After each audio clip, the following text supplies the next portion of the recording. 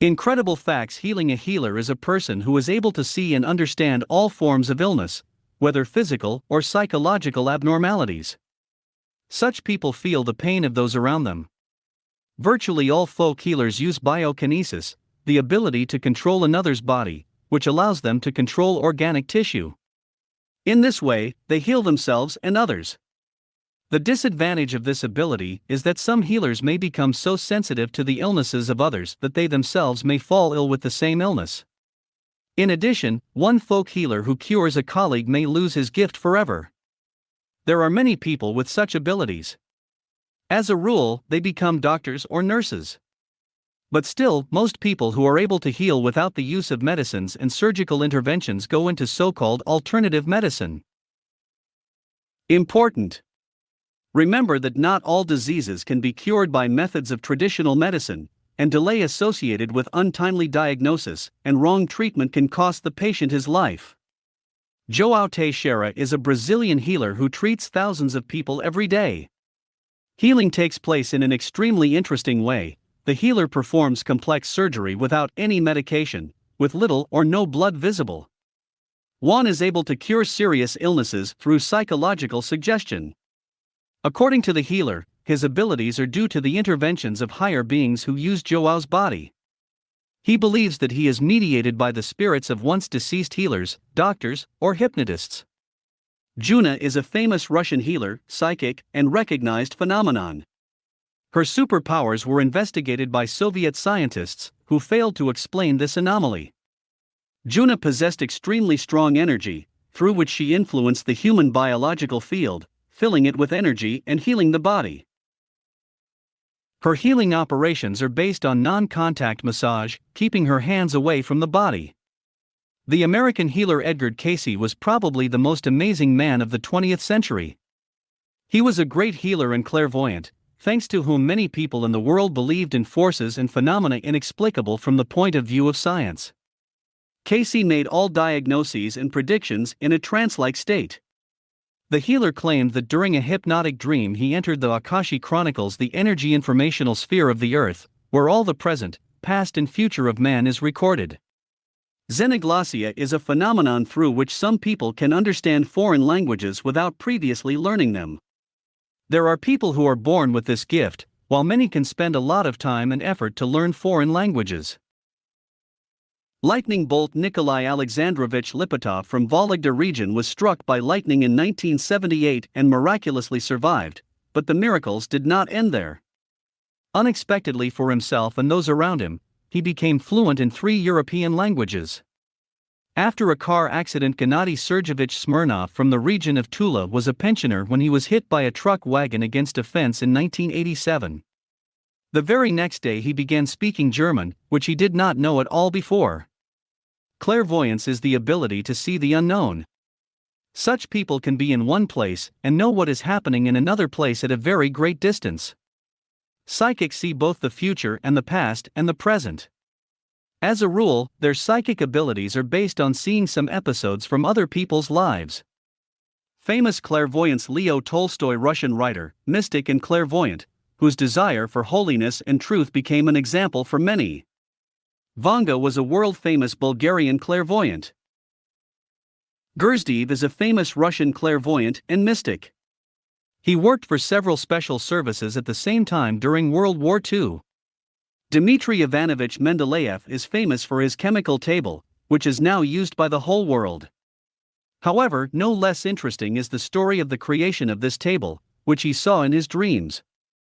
An empath is a person who feels the emotions of another. This ability is more common in children, who are very perceptive to the world and the people around them. This power may fade with age, but there are some people who manage to retain the ability throughout their lives. Typically, empaths aspire to become teachers and counselors, as their calling is to help other people. In essence, an empath can be compared to a good psychologist, and if you add logic to the ability to understand people, then many of us can confidently be called a kind of empath. An energy vampire is a person who, when in contact with other people, uses their energy, feeds on it, and most often does so unconsciously. Such people try to surround themselves with as many friends, acquaintances and colleagues as possible in order to take away their life force. They are able to read minds of others, which they can use for selfish purposes. All this makes an energy vampire capable of possessing others. P.S. Today, every second person can be called an energy vampire, because modern life is filled with negative emotions and communication with people we do not always like. In addition, we have forgotten how to enjoy ordinary things: the smile of a child, the bright sun over our head. Pyrokinesis is a person's ability to cause fire with his or her thoughts. Also, these people can amplify flames that are already burning. There are two basic forms of this power. Fire is heat. A person with this type of pyrokinesis can trigger a fire. At the same time, each such person's created fire has an individual visual form. The created flame can burn anyone except the one who creates it. This is a very dangerous force, which has been very widespread in recent years. People with pyrokinesis have difficulty controlling their emotions, and may become angry for unknown reasons. Fire is light. This form of pyrokinesis is a fireball of energy that generates light. People who create this energy are able to control their emotions. This flow of energy is like the light of the sun or the light of a light bulb. Self-ignition in Australia. It should be noted that it is not uncommon for people to spontaneously combust. Regularly recorded such phenomena, which cannot be explained in terms of science or physiology. In the Australian city of Brisbane in 1996, a naked girl ran out into the street screaming. When she calmed down a bit, she told me that she had come with her boyfriend to that city for the weekend. Her friend went to take a bath, and she went to bed. He then went out, lay down next to her in bed and suddenly caught fire, turning to ashes a minute later. Self-ignition in Peru. The rector of a church in Orellano, Peru, was preaching to his flock in 1993. When he began to read about the fiery hyena that awaits sinners in heaven, he screamed terribly and turned into a club of fire. The congregation rushed out of the church in terror. When they returned, they found the priest's clothes perfectly intact, with only ashes in them. Self-ignition in Spain. Roberto Gonzalez, a resident of Madrid, was listening to a toast at his own wedding in 1998, suddenly burst into flames and turned to ash in less than a minute. Witnesses to the tragedy were hundreds of people, but the element of fire did not affect anyone or anything else. The nature of such phenomena, studied by scientists, has not been established to this day. An illusionist is a person who can change the structure of molecules in objects. This can be used to disguise something. Some illusionists use the mind to create an illusion, while others prefer specific objects, or rather their movement in space. Many people compare illusionists to magicians because both are entertainers whose main purpose is to capture the attention of the audience and believe the impossible. But illusionists use a person's subconscious delusions to achieve their goal, while magicians use sleight of hand. In the end, neither of them, according to scientists, have anything to do with magic and supernatural abilities. As a rule, the best illusionists use their gift for personal enrichment and glorification. David Copperfield is an example, or find uses for their abilities in psychiatric institutions, trying to help people with mental disorders. Levitation is an ability that allows a person to lift his body above the ground, i.e., to fly. Such a gift requires a great deal of concentration and energy. However, examples of levitating objects are more common. Medieval levitation reports of this mysterious phenomenon have been known since the Dark Middle Ages. For example, Joseph of Cuperton, a member of the French order, was mentioned as frequently rising and hovering in the air, causing shock to the public. Levitation in Mexico. There are reports that such flying people can travel long distances unexpectedly for themselves. For example, in October 1953, a man in a military uniform appeared on the street in Mexico City, speaking to passers-by in a foreign language. It later turned out that he was a Filipino who had transported himself in a few seconds from Manila, where he was guarding the governor's palace. The locals were delighted with the balloonist and gave him a warm welcome. Levitation in India. Such flights were not always successful. Thus, an employee of the Portuguese colony in India in 1655 instantly flew home to Portugal. The Inquisition decided to burn him at the stake because he had violated the God-given order. Interesting facts. According to some scientific studies, levitation is explained by the ability of individuals to reduce their own weight in a way unknown to science. The only thing scientists cannot understand is how it can be done.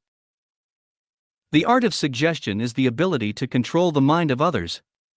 It is a very dangerous power, because people who possess it are able to influence the actions of others by their thoughts.